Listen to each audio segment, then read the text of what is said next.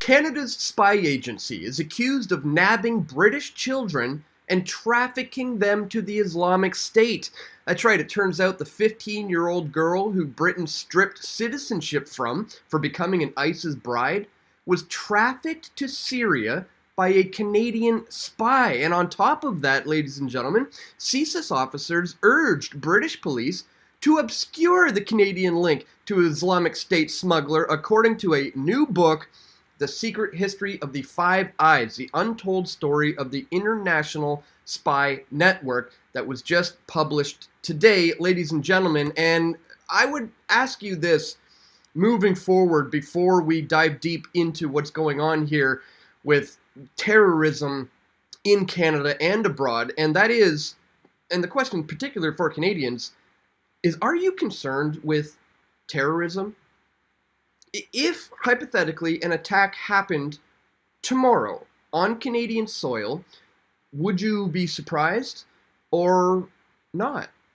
And more importantly, if you were told by the politicians and the media that it was ISIS who carried out this attack, would you get behind a bombing campaign in Syria to eradicate this great evil that just took place? Well, ladies and gentlemen, in today's video, I'm going to show you exactly who the real terrorists are before something happens on Canadian soil, so that you will be armed with the knowledge to be able to look at suspect number one, who you will see in this video. I will show you is criminal elements within the intelligence communities here in the West. Now, I've been covering this for decades. I've been covering state-sponsored terrorism for over 20 years, and specifically on this channel, I've gotten into how it affects us here in Canada.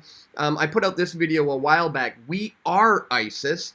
Here is the proof. And in this video, I detail how ISIS is quite literally a creation of the West.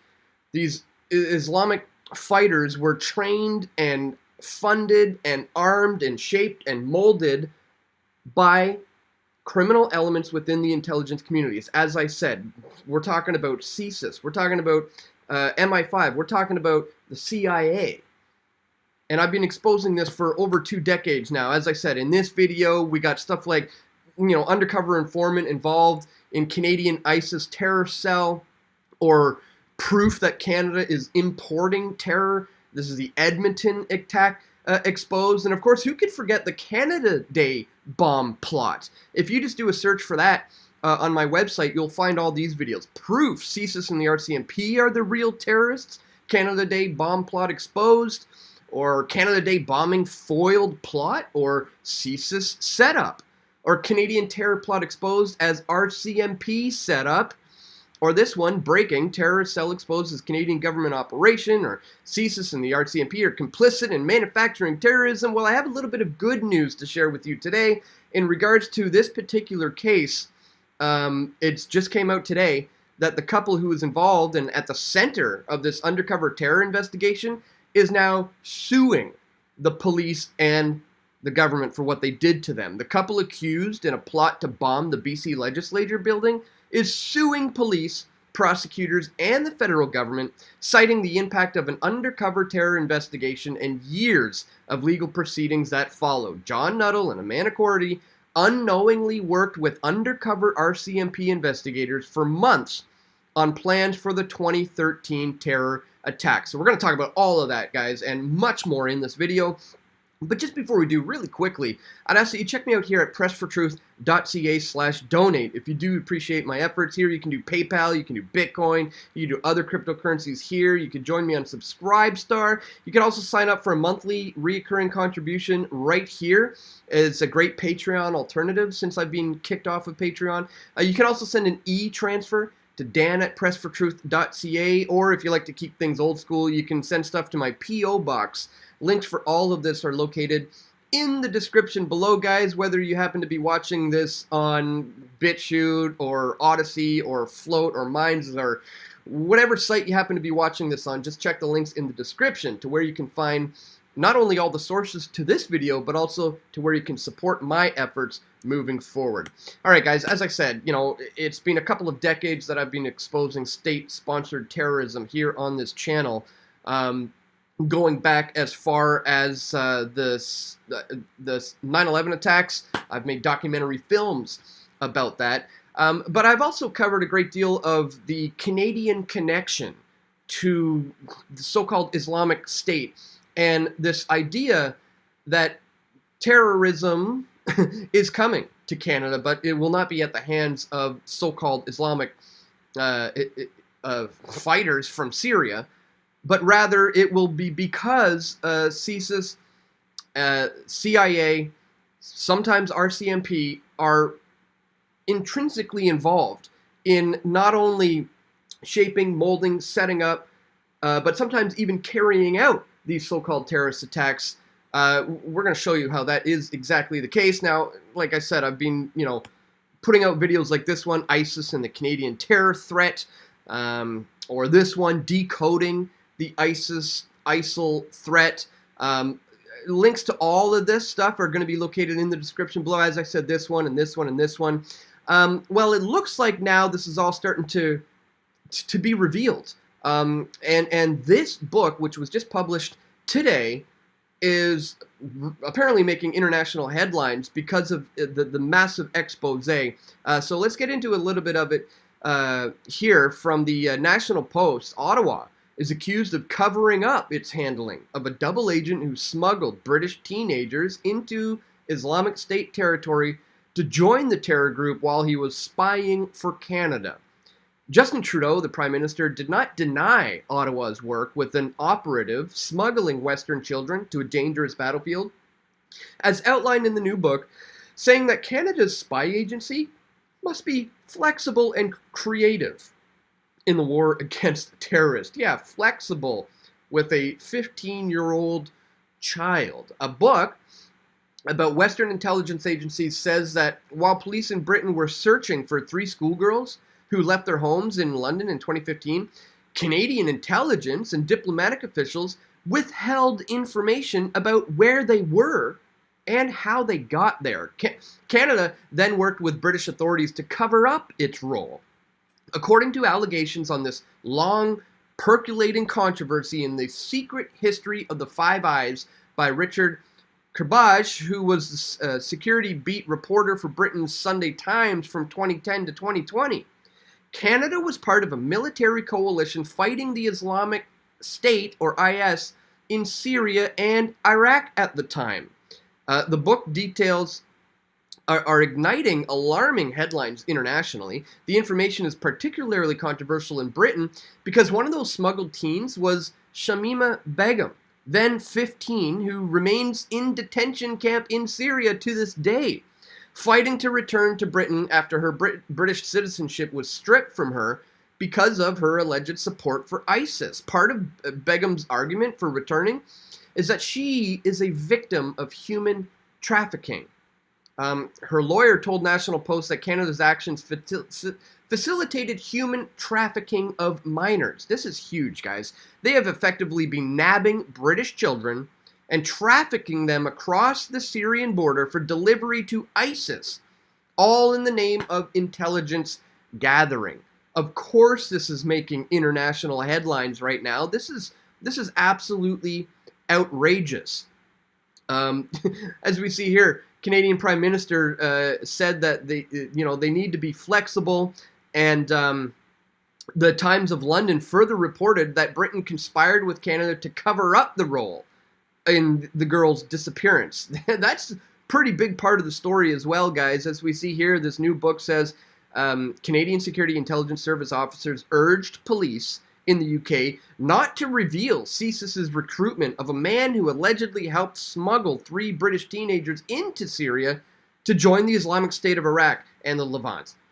In the book, to be published Thursday, The Secret History of the Five Eyes, the untold story of the shadowy international spy network through its targets, traitors, and spies, author Richard Kerbaj says that in early March 2015, 2 CSIS officers visited Richard Walton, then head of the counterterrorism command at London's Metropolitan Police Station Service. Kerbaj's book says that the Canadian officers told Walton that the accused smuggler, Mohammed al-Rashid, had been working as an agent for CSIS when he was arrested by Turkish authorities the previous month, a case that had not been made public.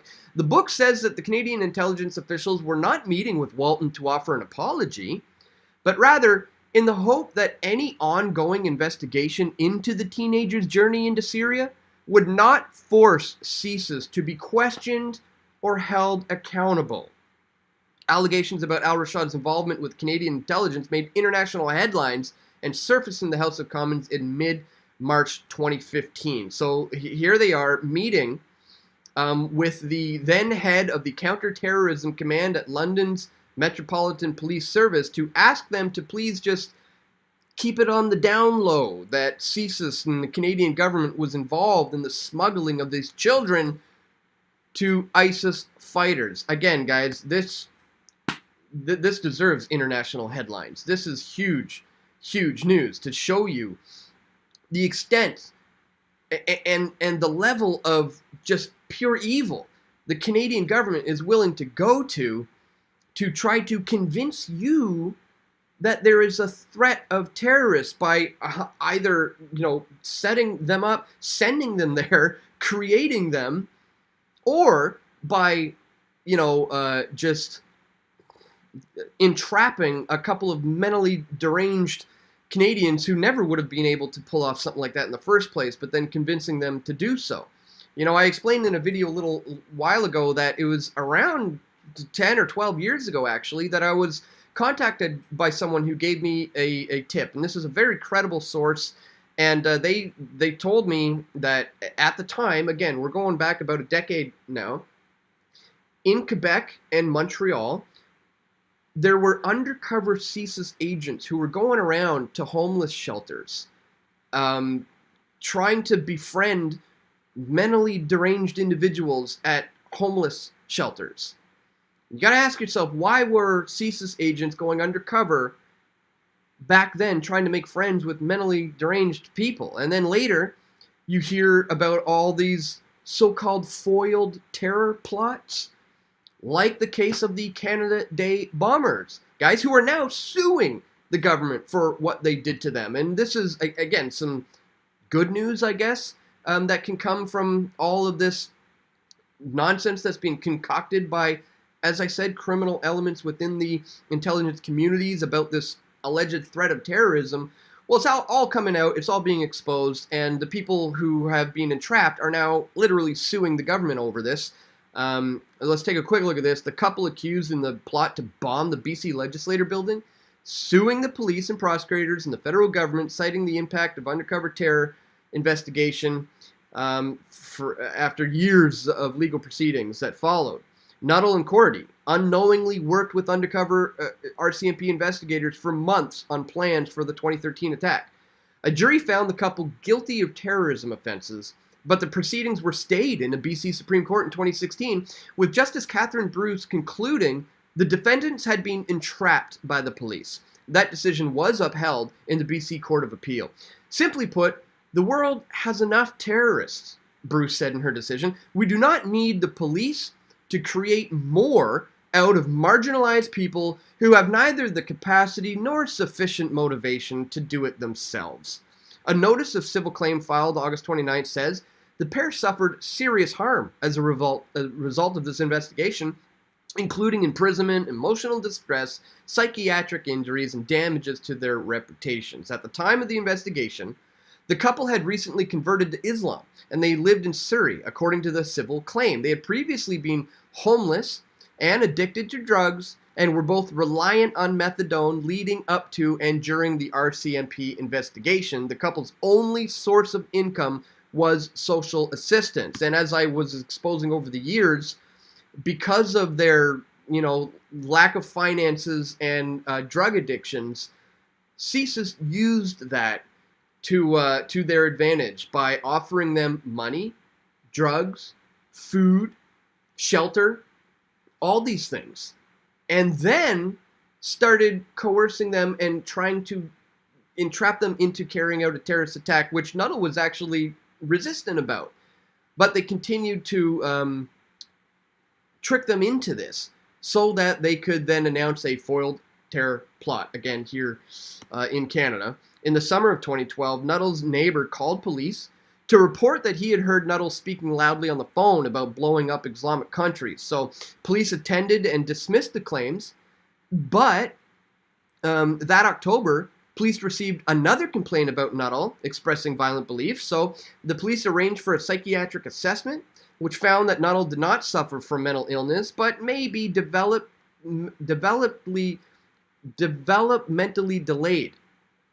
But the October complaint made its way to federal intelligence, who decided to further investigate Nuttall, leading to an RCMP surveillance operation that ultimately found Nuttall posed no imminent risk to the public.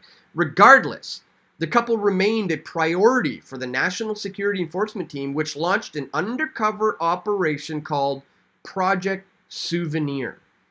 Undercover agents posed as Islamic extremists and worked with the pair to plan a terrorist attack, eventually deciding on a plan to bomb the 2013 Canada Day celebrations at a BC legislature building.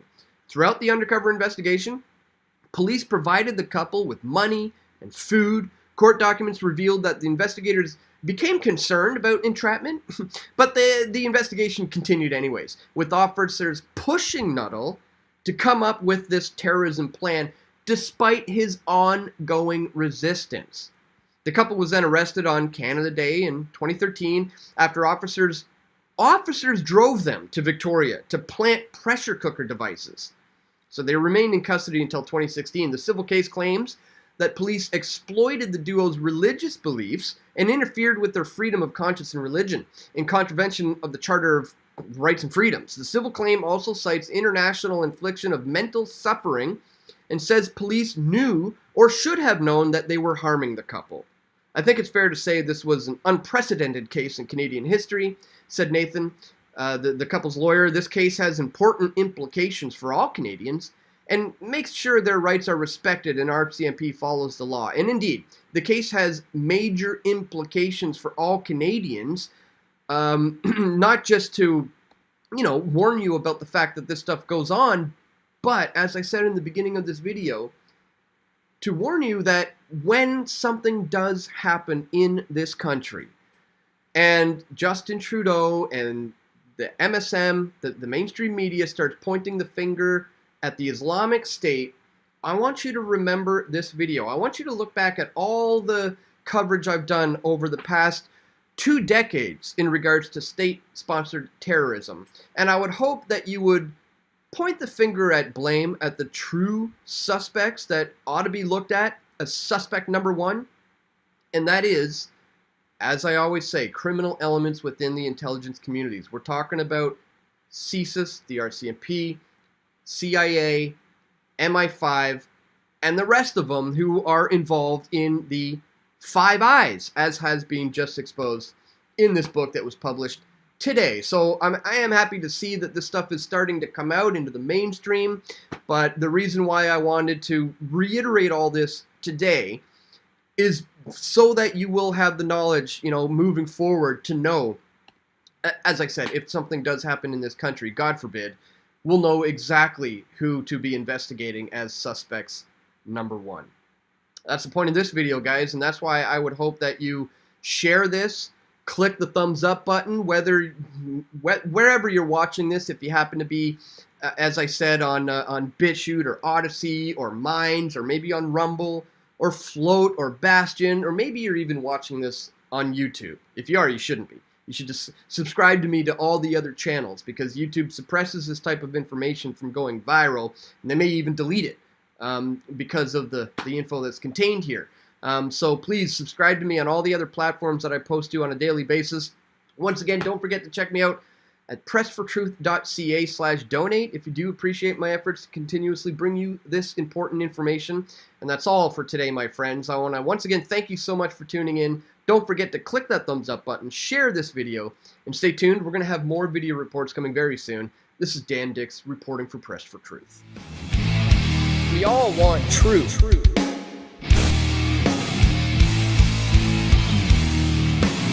truth will set you free, free, free.